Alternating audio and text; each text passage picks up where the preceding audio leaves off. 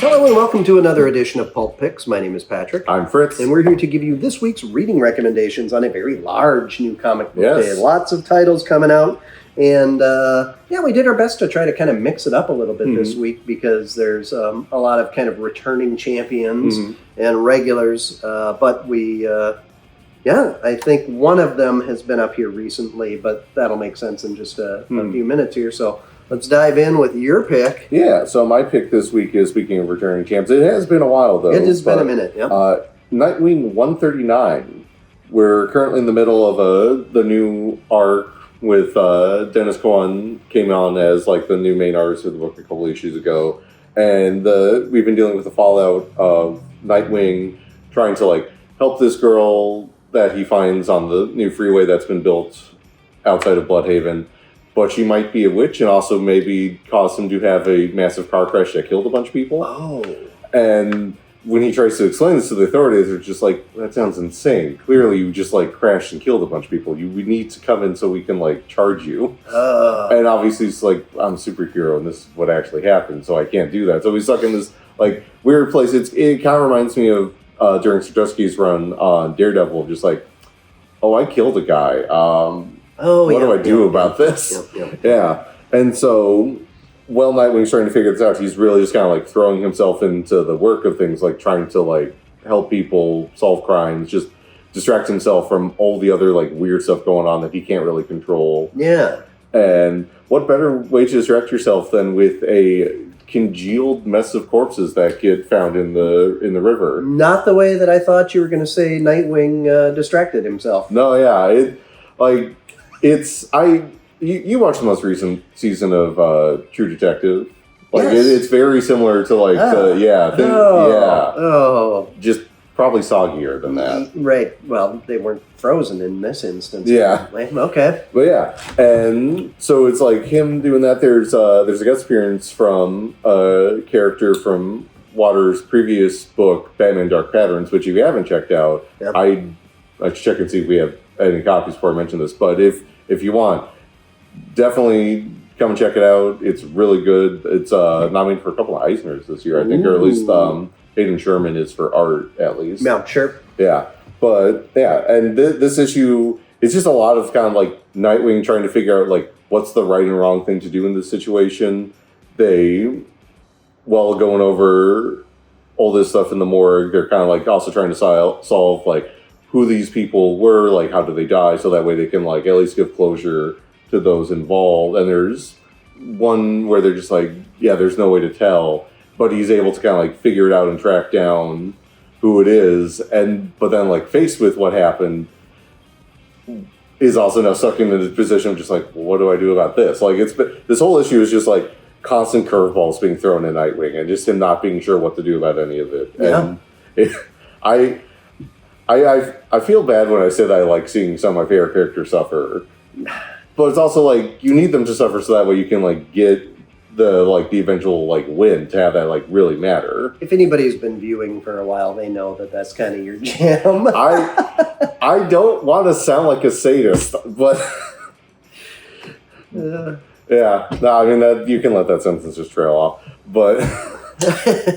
But yeah, no, this book is still, despite the like very uncomfortable sounding premise, very fun. Dennis Cohen is killing it on art. He's one of those artists where like I've always enjoyed when he's on something, but it's never like something I've like super actively followed. But yeah, no, him on here has just been really good. He very much fits like the more like dark, macabre mood that this arc has compared to the previous one. Sure. Which, not to say that run wasn't also very dark and macabre at points, but yeah, no, this one's super good. I'm not really sure how any of this is going to pan out for him. There's no good answers here. Yeah, well, sometimes that's the best story, you know, like where it actually, the effects change in the character because there's no good way out. Mm-hmm. Yeah, no, very, very good book here. Speaking of a book with characters that are maybe dealing with a no good way out. Yeah. So I went with Spider-Man, Long Way Home. So I know that the solicits came out for this quite a while ago, and I thought, like, do I really want to read it? Do I not want to read it? And I'll be honest, when that all happened, it was so long ago, I forget now. Is this an alternate reality story, or is this go back in time and tell a story in a gap in... I think it's supposed to be one of those kind of like one of those kind of stories that like happens between like issues kind of thing. Of just okay. So theoretically, we're laying down some continuity here. Yeah. Although they have a tendency not to stick with that being the case, even when they say that it's the case. So we'll see. But anyway, couple things going on here. One, Hickman's not writing Ultimate Spider-Man anymore, which was my favorite take on Spider-Man in the last 20 years. Yeah, that's pretty fair to say. Yeah, no, that's fair. And so I was like, well, typically I don't care for these stories that try to cram into a little gap in the continuity or what have you. I do like the ones where they say, like, forget the continuity. This kind of happened outside of that, you know, and we'll let them take what they want to take out of this one. So, like, Get Fury is a good example of that, right? So, obviously, it can't happen in mainline continuity anymore because it happened in Vietnam, and they've, you know, retconned Castle to being a Desert Storm vet now. They're going to have to move that up now. Well, so they technically introduced like an answer to that a while ago that doesn't actually make any sense, but we can get into that after the video. Sure. Well, and I bring in Castle for a reason, because this story is essentially Spider-Man, Hulk, and Punisher, which, you know, if you... Gee, I wonder why. Yeah. Maybe there's a movie coming up that will feature all three of those characters. It's so weird. But if you're going to trust a writer to do a decent job of, you know, I don't know, you know, hucking the slop that the massive corporations trying to get out to promote a movie, and you know, even kind of use the previous three movie tagline concept by throwing home in there, then Jonathan Hickman's, you know, one of the top 5 probably writers actively that you would trust with that. So I thought I'll give Hickman a chance on a Spider-Man character again. Because, as regular viewers know, I gave up on reading Amazing Spider-Man some time ago. And, you know, that's my all-time favorite superhero title, so that's saying something. So, anyway, if you, like me, were jonesing for some more Spider-Man, because Ultimate Spider-Man's done, then I recommend you give Spider-Man Long Way Home by Jonathan Hickman a try. So, the gist of it is, at the beginning of it's kind of like one of those 1980s, 1990s action movies where you've got this combat team that's going in to do a covert mission that the government knows about but will disavow any knowledge of if they're going in. And Frank Castle's one of the members of that team. And they're going into an AIM base to try to secure something, and they don't know what it is. It's just called it's not the package, I don't know, the item or something like that, some really generic thing. And they're like, how are we supposed to, you know, there's too many moving parts here. This gives me a bad feeling, you know, that kind of thing. Yeah. So, you know, I just kind of imagine that opening sequence to Predator when they're getting ready to head out into the jungle, that kind of thing. And things go sideways, which usually happen when you have a Hulk in a story. Yeah. And then Spider-Man gets involved. So we'll see where this goes. Is this a 6-part, 5-part? I don't remember. Yeah, it's something like that. So it's going to be interesting to see. But man, Jonathan Hickman is just, there's just not much that he's written that has gone astray for me. Just really solid. And then I think you've got Adam. It's one of the Kuberts. I forget which one, but I'm pretty sure it's Adam Kubert on the art, which you can't go wrong there either.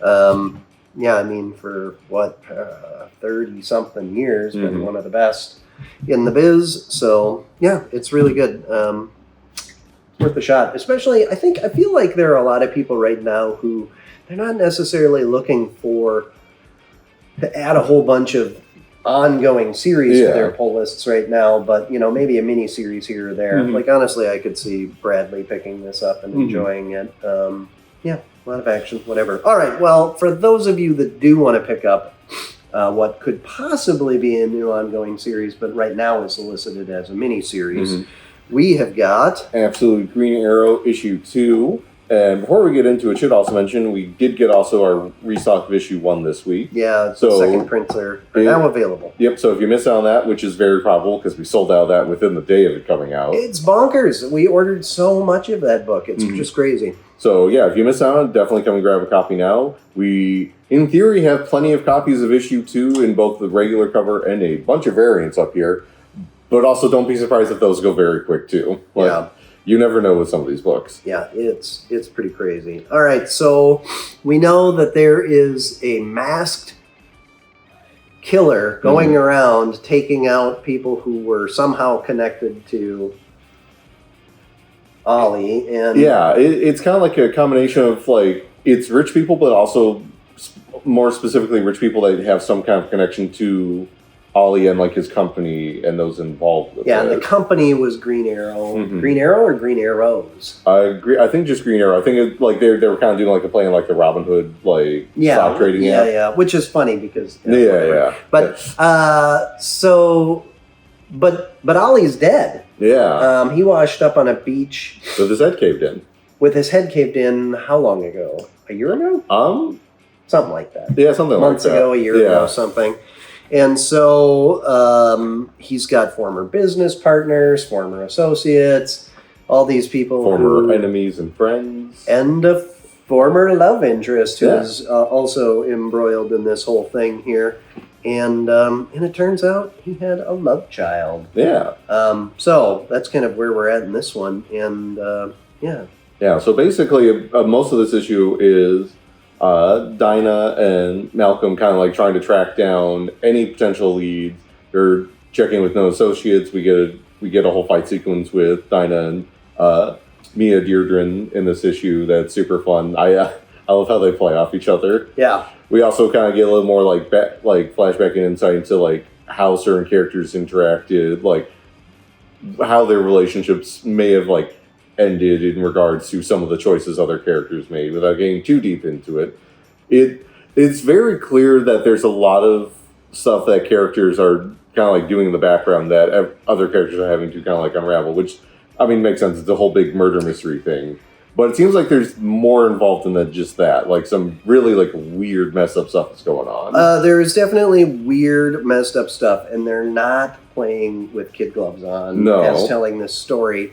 But they're also, every time you start thinking okay, I see wait a minute. Yeah. You get hit with something and there's something that happens in here that I was totally surprised by. And in the first panel, I was like, yeah, okay, well, that's got a smart, but, and then a couple panels later, you realize how finite that situation was. Yeah. And it's well, wait a minute.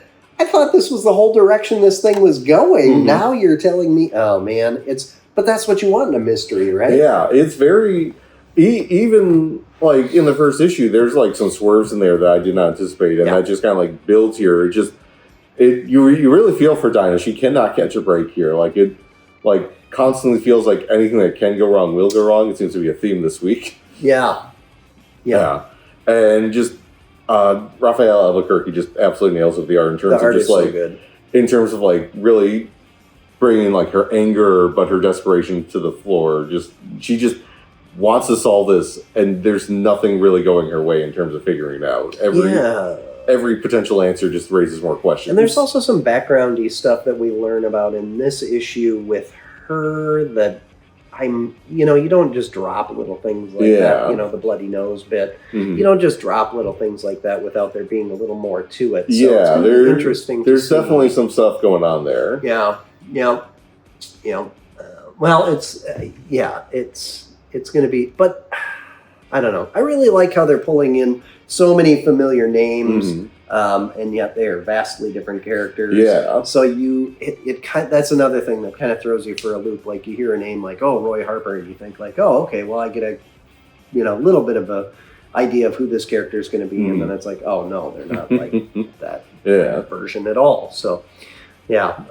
Well, not that we really have to recommend an absolute book to anybody because everybody's buying them and everybody's enjoying them. And almost 2 years into this absolute line, they are still by far the largest sellers in the comic book industry, American side anyway. Yeah.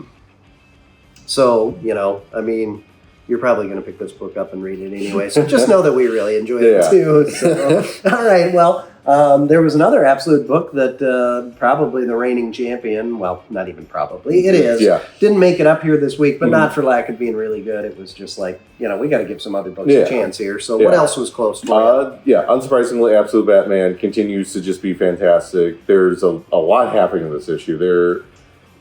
We really get to spend more time with the Robins and really get a feel for their personalities. And they're they're very similar to what you expect these characters to be like, but also different enough that it's just like, oh yeah, these guys have definitely experienced some different things in life. Yeah, a lot of the same traits, but different paths. Yeah. And they're the last couple pages of this issue in particular are just like, oh, okay, this is definitely escalating a lot more than things are going to. I feel like you can say this about almost every issue, but things are going to get worse for Bruce before they get better. But there's also definitely some light at the end of the tunnel going on in this issue too.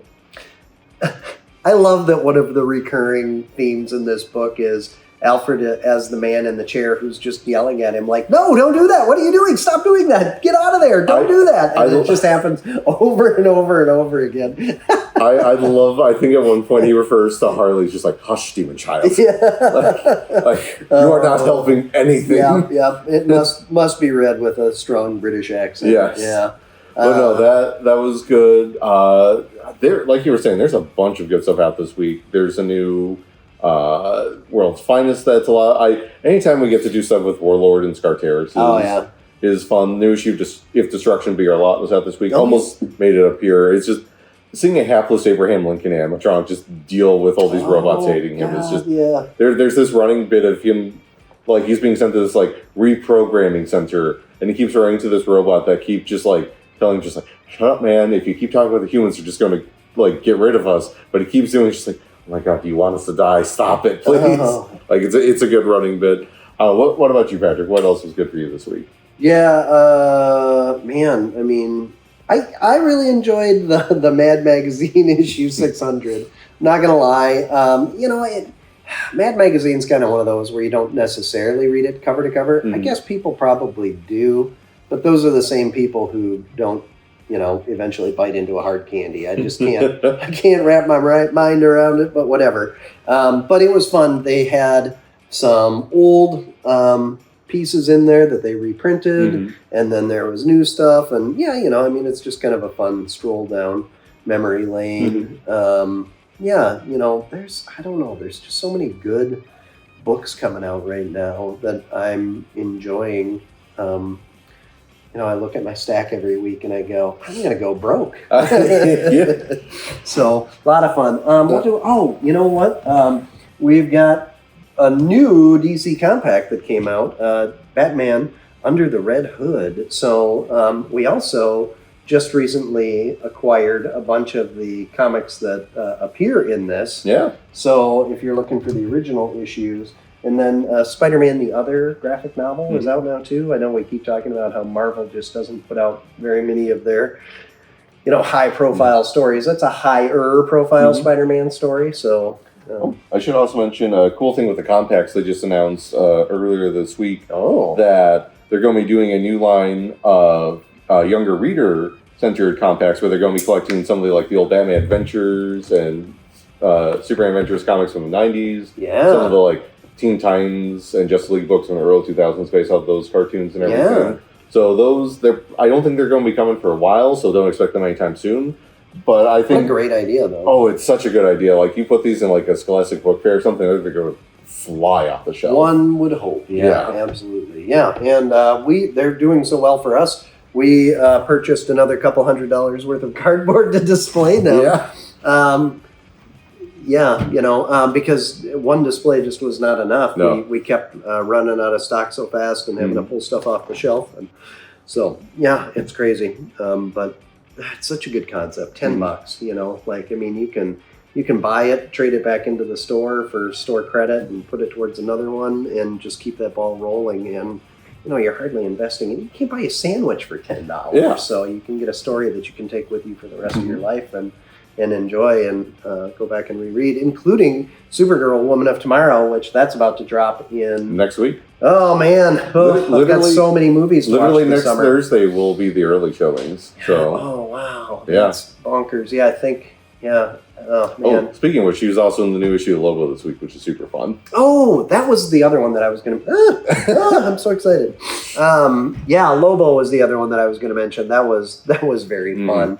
And I'm really enjoying how they're not dragging these things out, right? Yeah. Like a lot of them are kind of one and done. It's just kind of Lobo being Lobo-y, and running into somebody. So we'll see where he goes next issue. But yeah, Lobo is definitely worth checking out too. So, all right. Well, be sure to like, follow, comment, share, subscribe, do all of those good things. Stop on into your local comic shop and actually pick up some comic books because that helps the whole thing keep going. If we're not buying the books, they're not making them. Please buy them, or else we have to eat them. Yes. Yeah. We barely make enough to pay for food the way that it is. So if we don't sell enough, we literally just have to eat the books. Yeah, this is what we'll be eating for our manager meeting later today. Yeah. All right. Well, we will be back with more Pulp Picks next week. Until then, enjoy the reading.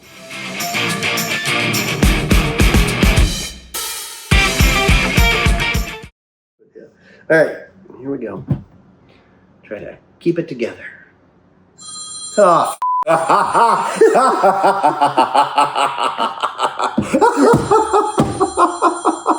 Oh.